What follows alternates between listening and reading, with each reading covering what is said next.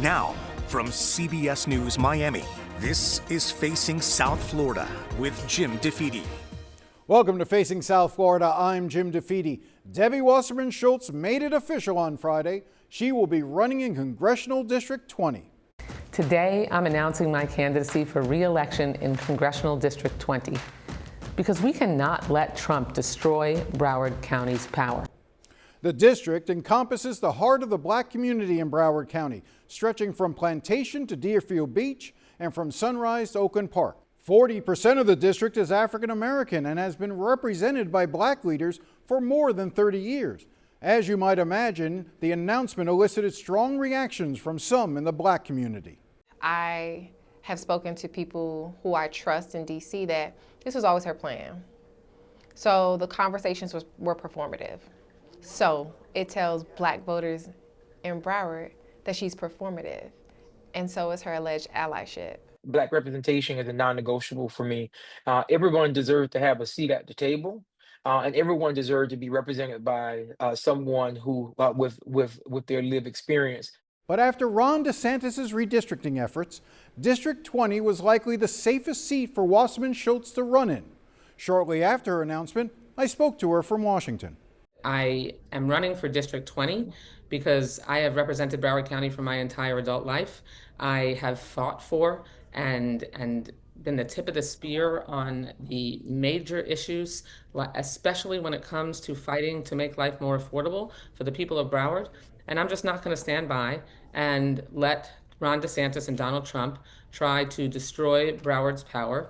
And I want to continue to be able to stand up for the people of our community and fight for them. And District 20, a district that I have represented over the 3 legislative bodies I've served in, 9 of the 14 cities, is the district where I can make sure that there is the most experienced, the most well-known, and the person that I am who has been immersed in the community for decades is able to be in a strongest possible position to fight for our community. But you know what the criticism is going to be. This is a district that for more than 3 decades have been represented by an African American, either Alcee Hastings and then Sheila Shirfless McCormick, represented the majority of the people in this district. This is considered an African American leaning seat. I think 40% of the residents are African American.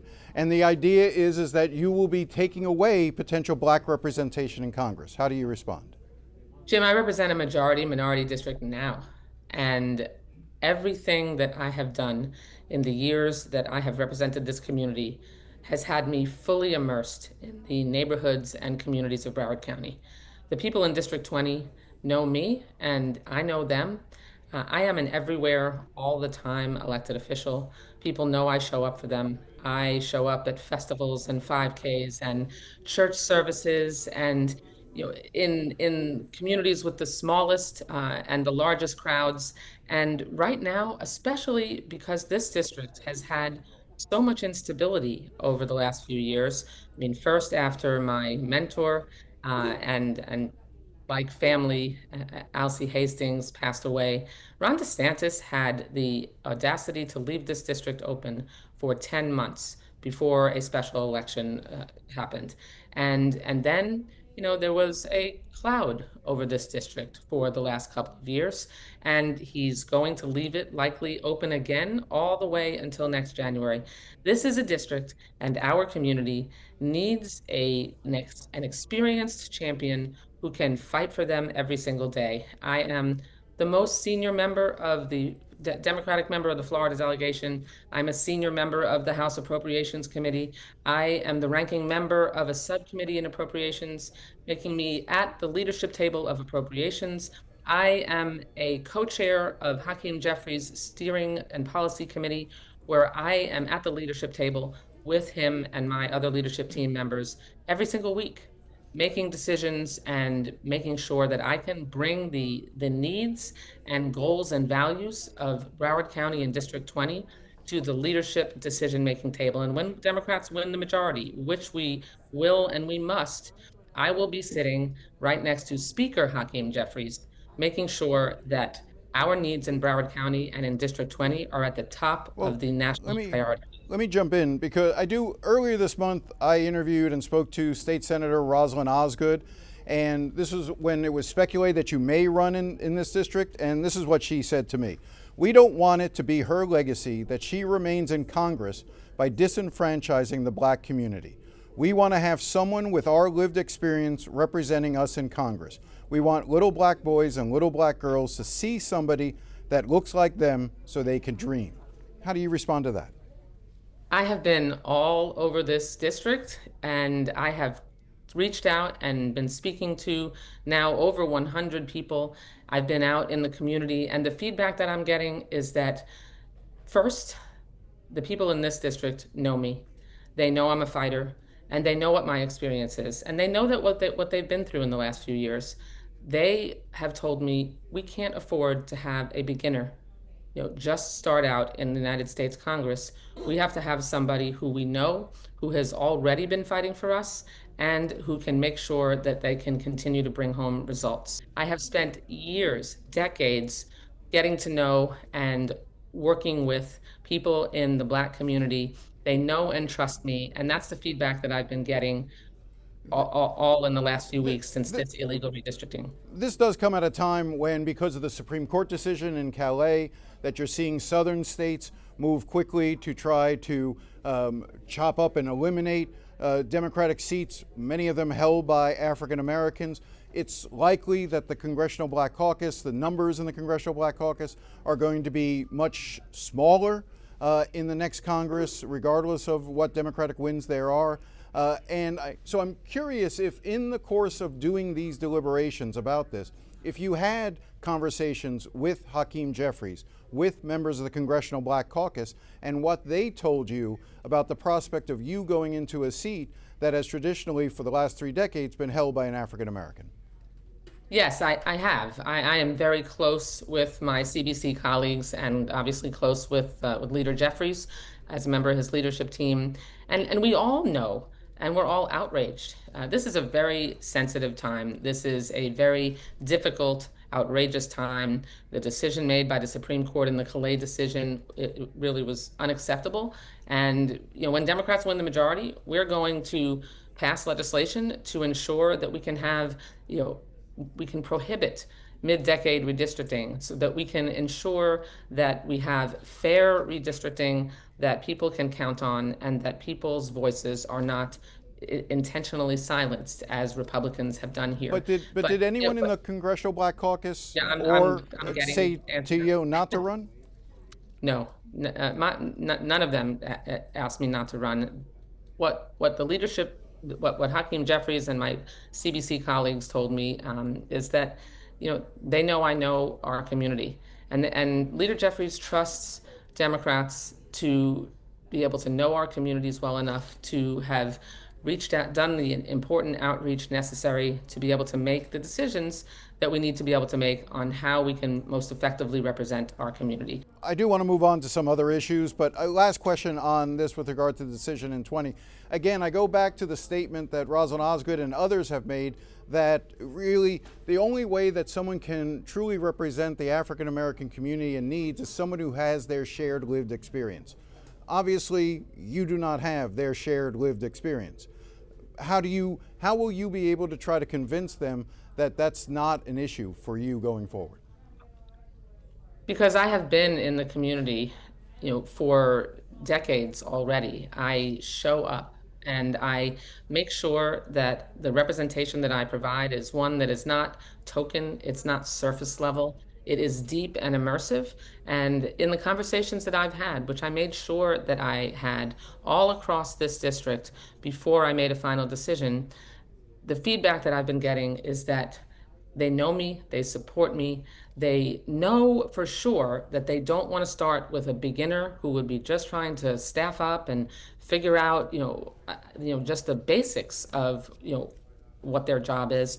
When I have been there, I'm a senior member of the United States Congress, and I know how to get things done across the aisle, as well as, and especially when it comes to making sure that we can bring resources home. But the people in this district have given me strong feedback that they want an experienced friend who has been there for them over and over, and they want me to in there fighting for them, and that's exactly what I plan to do. Let me ask you about the fund that Trump and Acting Attorney General Todd Blanche created to compensate individuals who believe they were politically persecuted, about $1.8 billion. What's your reaction to this?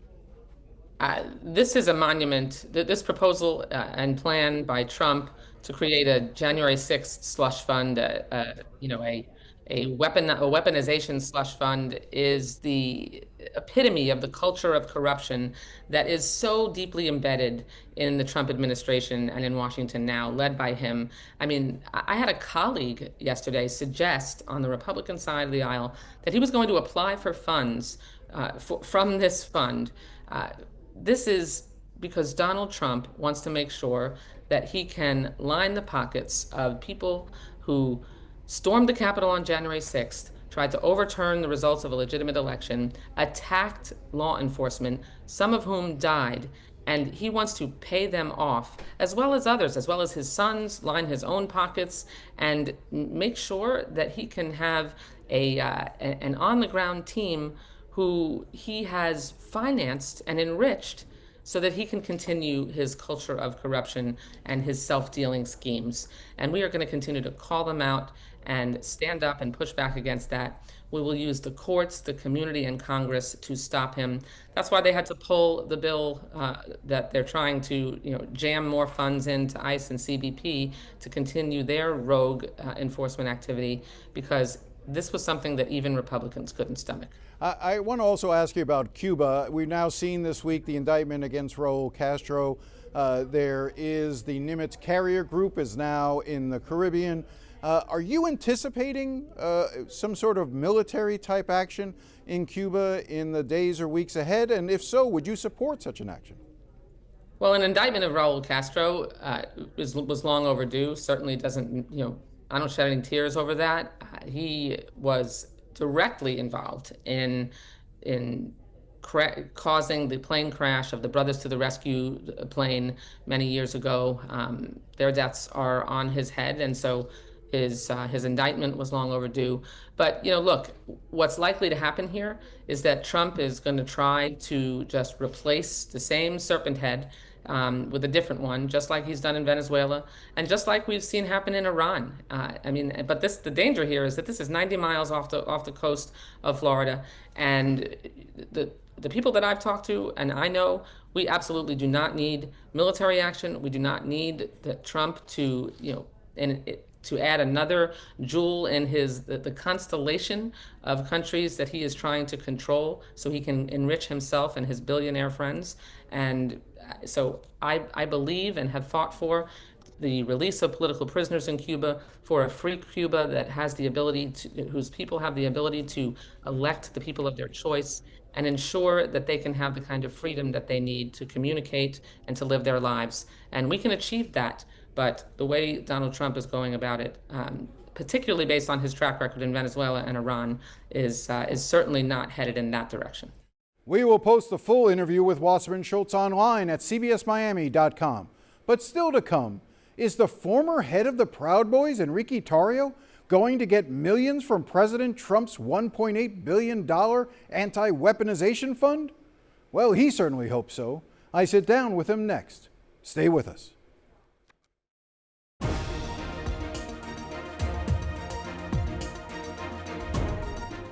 Welcome back. Outrage continues to grow surrounding the decision by Donald Trump and his acting Attorney General Todd Blanche to create a $1.8 billion fund to pay his supporters who believe they have been politically persecuted.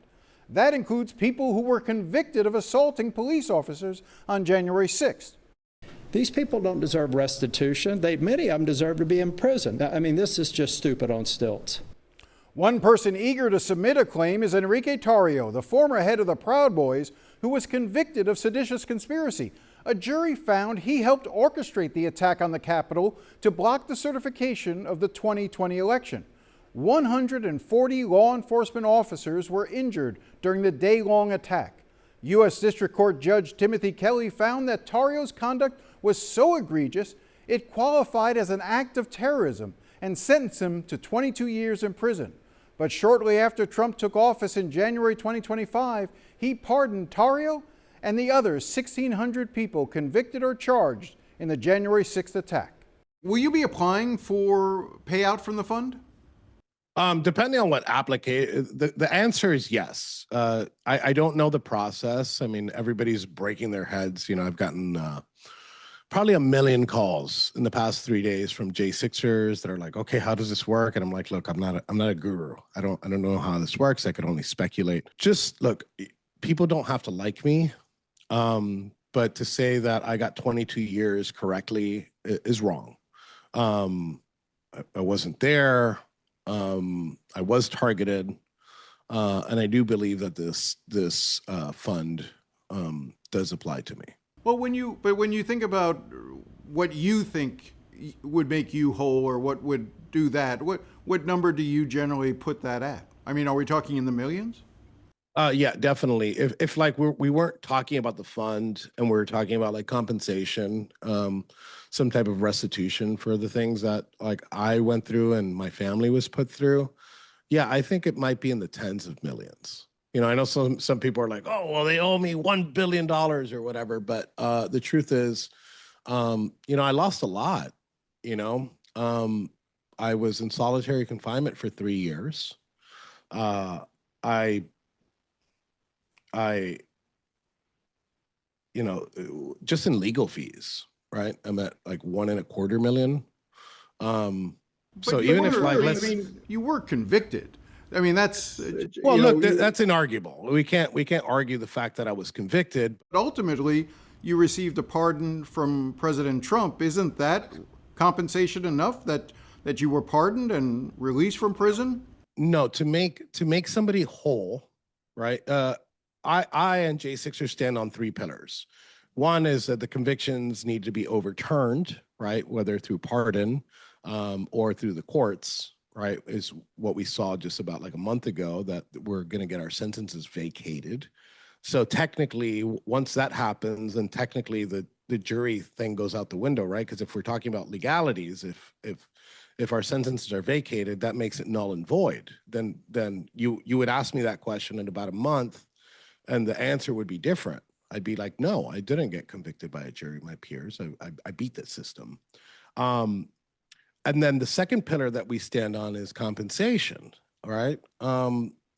Restitution for, again, everything that we went through. And this program starts that, I guess. You said you've been in touch with J6ers. You know, and I'm assuming many of them, if not all of them, will apply as well. Do you draw any distinction at all between those who were at the Capitol and those who were convicted of assaulting police officers? Should people who physically assaulted, you weren't there at the Capitol, I recognize that, but for those who were there and who were convicted of assaulting police officers, do you think they should have been pardoned, 1? And 2, do you think they should financially now be compensated? Look, I get the argument that, oh, well, do these people that assault police officers get it? And the truth is, if they were weaponized against, that is the parameter. If they were weaponized against, and it doesn't mean like we're compensating these people just because they assaulted police officers. It's because of the system that they were in. You know, one can say, well, Trump is using the legal system in his benefit.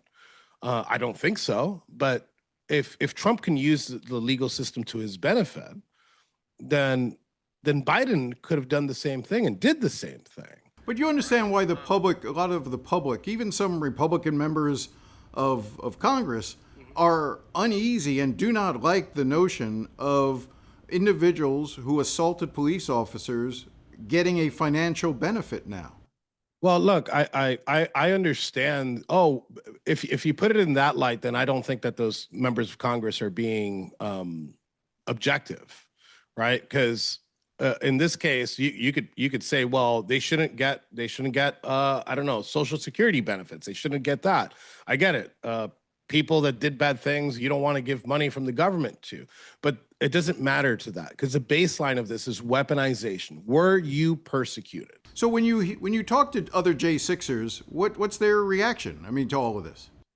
I think most of them are happy. I think you're going to see a lot of philanthropic endeavors come from this money when it comes to J6ers. J6ers are very adamant on creating changes, and I think that you're going to see people start, maybe some of them will use it to run for office. Local offices don't require a lot of money raised in order to campaign. We've talked about this in the past. Do you have any intentions, any inkling to wanting to run for office here in South Florida? Yes, I do. I would have to find a seat that's winnable. I wouldn't run in a seat that, for sure I'm not going to win, What level? Federal level? Makes it easier. Level? Look, I might start at a local level. My goal is to be a congressman for somewhere in Florida, in South Florida specifically. Do you see this as a promise that Donald Trump kept? Did you expect this to happen? I won't say I expected it to happen. I think this is a campaign promise, making our lives whole. I think this is promises made, promises kept. I'm very thankful to the president for everything he's done, including this. Number one, with the pardon, obviously. But yeah, I think this is a president keeping his promises. When we come back, there is a major update on the long-delayed Miami Center for Mental Health and Recovery. Stay with us.